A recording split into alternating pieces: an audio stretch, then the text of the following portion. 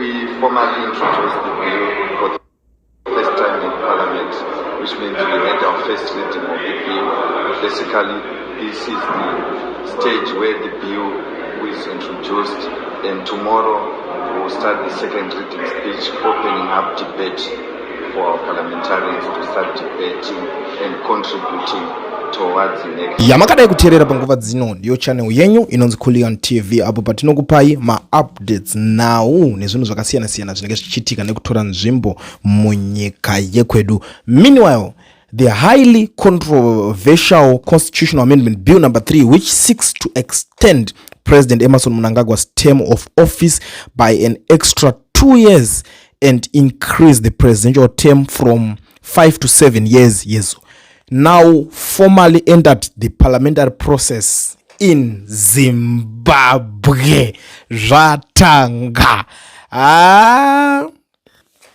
Ameno. Udzanaye ikoko kuti bill riya ramhara ku parliament. Ndozviziva kuti it's been a while, nguva yanga yareba tichitaura zvenyaya iyoyo kubva kudhara. I think it's been a year tichinyatsotaura nyaya iyoyo CAB3 zviri serious kuti kuchauya chinhu chinonzi CAB3 chichagadzirwa chakadai ende pazvakatanga zvinhu izvi vanhu vakawanda vaiti nyaya idzodzi dziri kutaurwa inyaya dzekunyeba nekuti vazhinji vanga vasingazvibhilieve kuti ndo zvinhu zvamaitikira hazvichada kunge zvichiita se zvichiita, but panapa ndo pazvave. Minister Ziyambi said all members of parliament would be given an opportunity to debate the bill before it's eventually put to a vote. The bill seeks to fundamentally alter key aspects of Zimbabwe's government system, including the structure of the executive, local government, and the composition of parliament. The bill will now be debated in parliament and could either be passed or rejected. Those opposed to the proposed amendment within both ZANU-PF and country maintain that such far-reaching constitutional changes require a national referendum as provided for in the constitution of Zimbabwe rather than being decided solely through parliament. But onaika nyaya dzese dzimawandira dzakaita nekunetsa kwadziri ndoda kuti tikuzivisei kuti kune imwe mari yatoiswa paside kuti chinhu icho chinge chichitase chichizonobudirira chichipasa. Pane mamillions ari kuma 30 something million, something like 33 million aiswa paside kuti chinhu chinge chichifamba. Iyi information iri kubva nekunana retired general ana Mr. Henry Muchena veve ndo vari kutaura nyaya dzacho. Ende wofuti pane imwe nyaya vanga vachitaura yarisiri kunyatsotambirika zvakanaka kuti vakaenda vakanotaura vakagara pasi.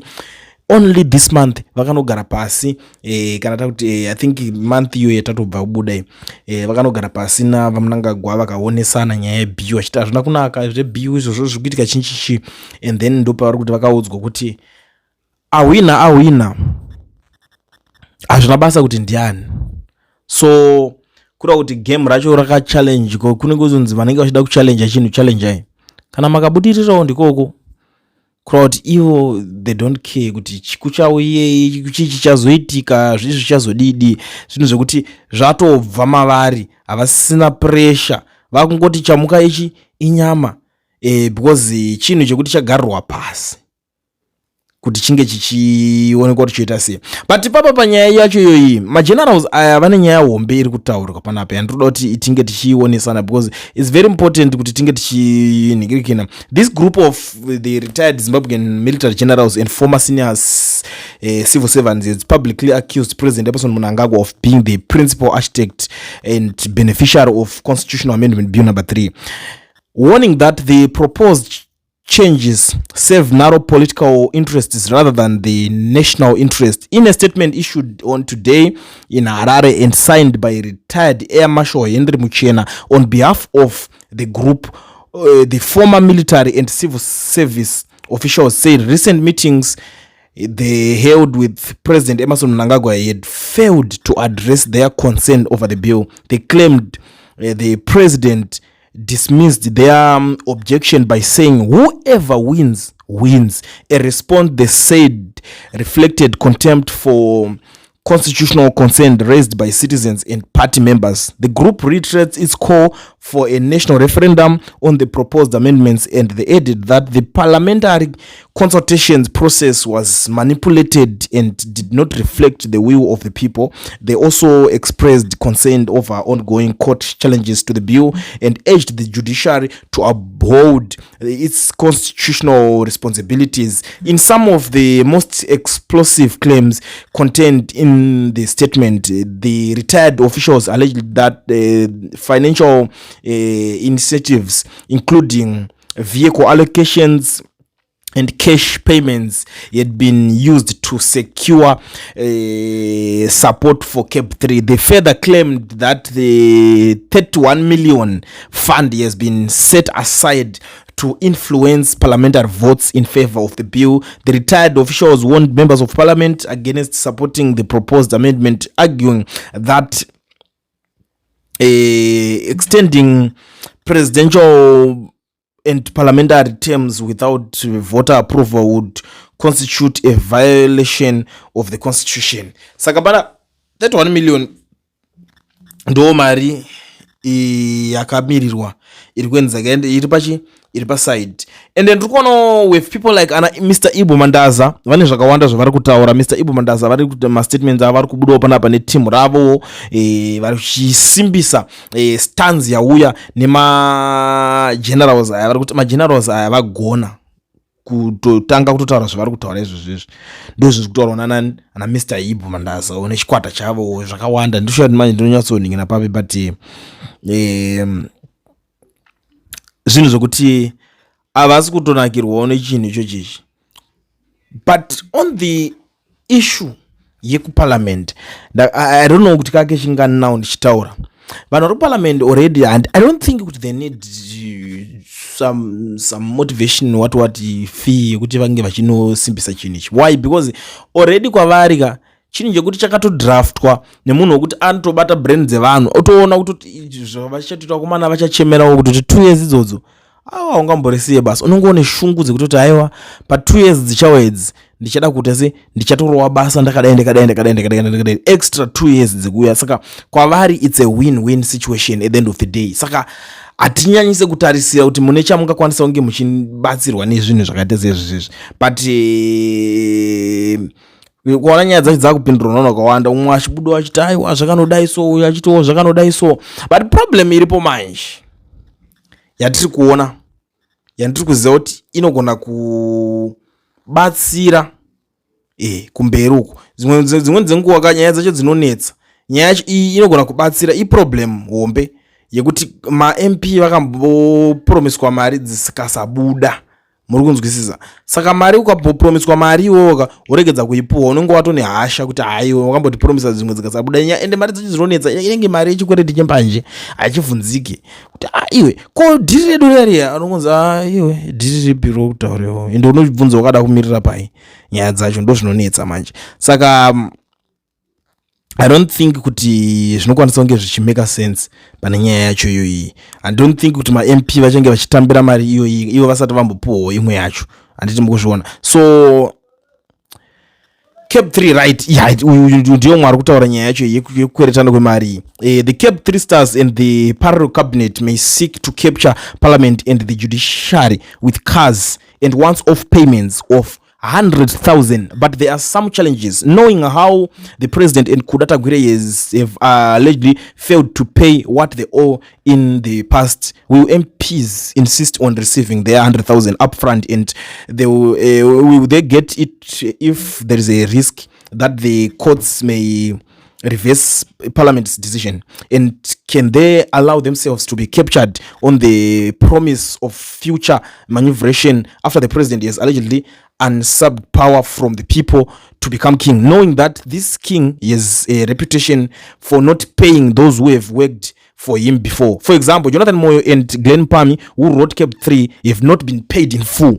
same as those who removed sanctions on the kingdom of King Mutapa. Can the judiciary also risk accepting a once-off payment of 100,000 in cars when they know that the Munumutapa does not pay his debt once the job is done? More critically, will they bluntly mutilate the constitution, knowing that if it becomes obviously that parliament and the judiciary have corruptly colluded to mutilate our constitution to benefit unelected CAB3 stars for money, this may trigger the arm to step in to uphold and defend the constitution, because they would have failed in their duty.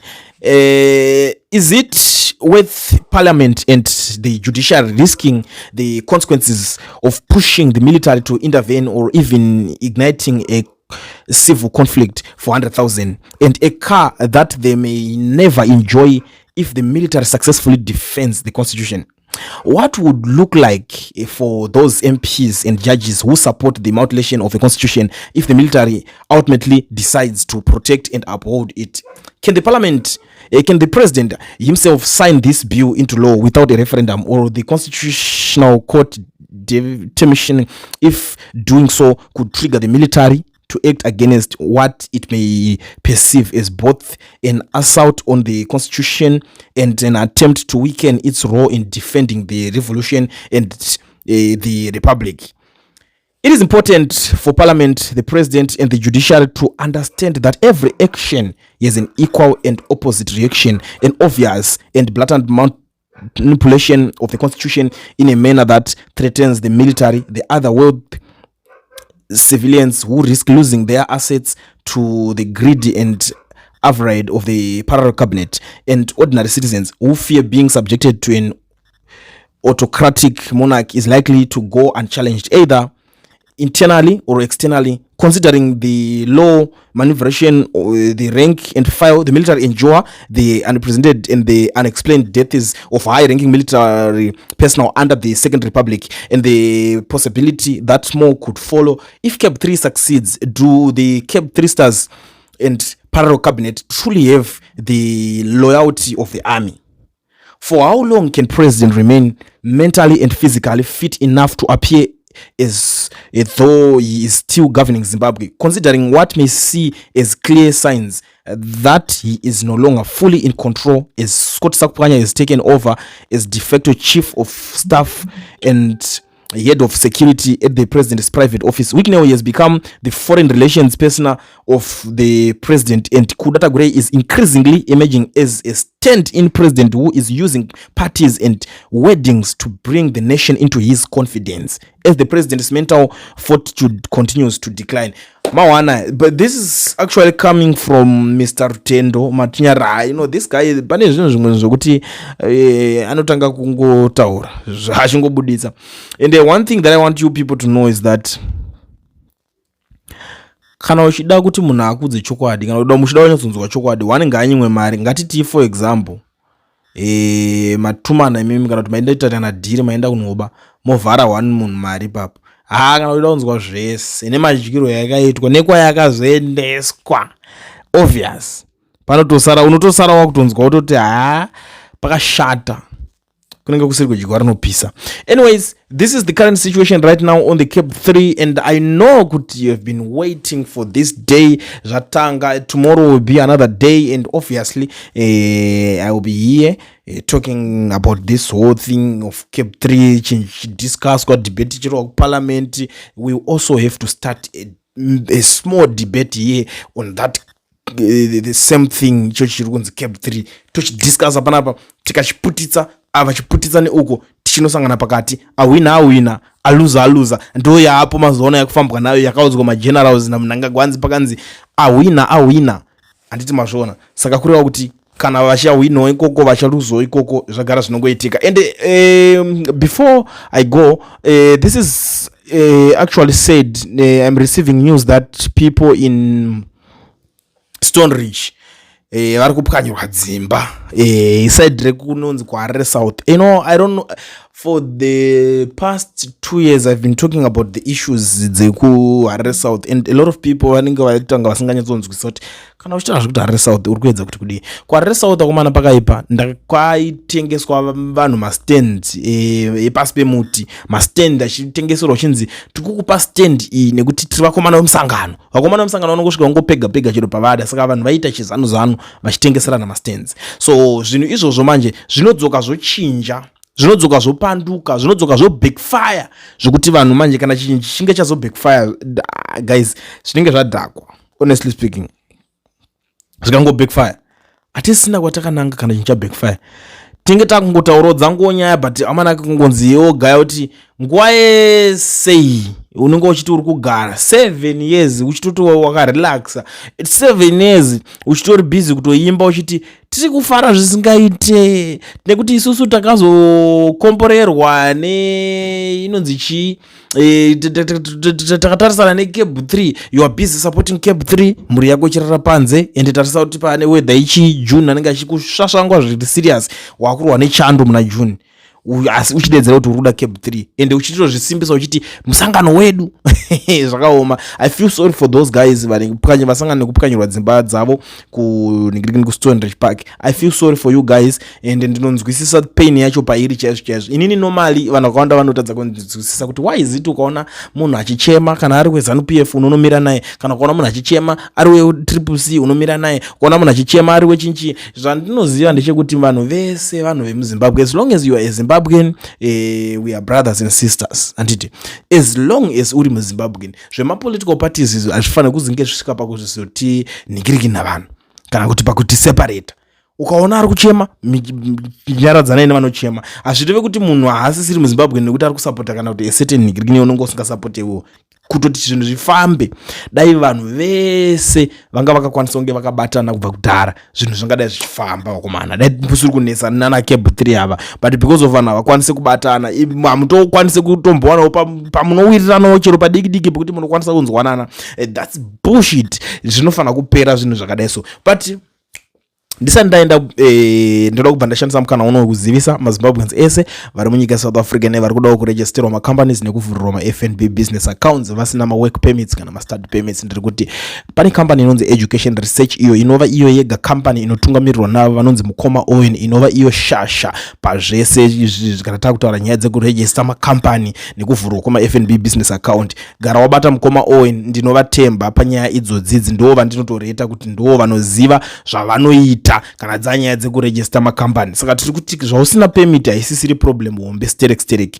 Zvausina permit dzanyaya diki idzi, gara wanoda kuregister company yako lovhura FNB business account, bata Mukoma Owen. Zvekare kune vanhu vari kudawo kuti ndoda kutanga business rangu rekutawo zveBolt, ndoda kutangawo business rangu ndodawo zveUber, kana kuti ndoda kutanga construction green, but handina mota, ndodziwana kupi mota dzekuita dzekunge ndichishandisa kuita zvinhu izvozvo. Tiri kuti pane good news. Education Research, yeah, in partnership with Kia Pretoria. So it's always good kuti guys, since vanhu vapinda in partnership, mapartnerships akadai so ndo atinoti mapartnership manyama, it's time zvekare yekuti ukwanise kunge uri beneficiary pazvinhu izvozvo papartnership yacho vakatopinda iyoyo. Saka garai mavabata futi vakubatsirei. Anditi moti right, tiri kudawo kutenga mota, tiri kudawo kutenga Uber, tiri kudawo kutenga Bolt yacho or construction vehicle or even a luxury car yekuti uchingochita yauri kuita. Kana uchida fuel saver, it's up to you. Handizozive zvese zvokuti unoda kuishandisa chii, but tiri kuti Kia Pretoria iri in partnership with Education Research. Garai mabata Mukoma Owen kuti mutaure nawo. Hapasina zvekuswera muchiverengera kana kutyira kuri, unozodei mangwana.